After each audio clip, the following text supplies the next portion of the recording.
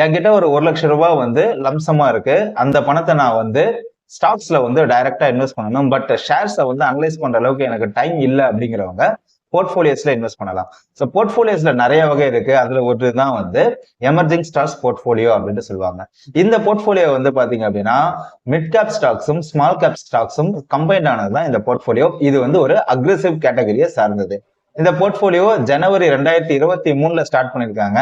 இப்போ கரண்ட் 2 வருஷத்துல 41.7% வந்து ரிட்டர்ன்ஸ் வந்து இந்த போர்ட்போலியோ ப்ரொடியூஸ் பண்ணிருக்கு.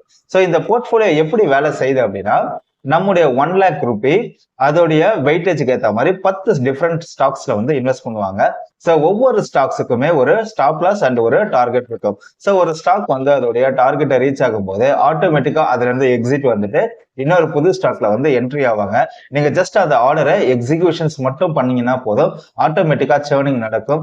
ஸோ நம்ம வந்து இந்த போர்ட்போலியோஸ்ல இன்வெஸ்ட் பண்ணிட்டு இந்த சேர்னிங் ப்ராசஸை மட்டும் பண்ணாலே ஒரு லாங் ரன்ல வந்து நல்ல ஒரு ப்ராஃபிட்ஸை வந்து எடுக்க முடியும். ஸோ இந்த ரிட்டர்ன்ஸ் பாத்தீங்க அப்படின்னா கண்டிப்பா மியூச்சுவல் ஃபண்ட்ஸை விட பெட்டரா இருக்கிறதுக்கான வாய்ப்புகள் ரொம்ப ஜாஸ்தி.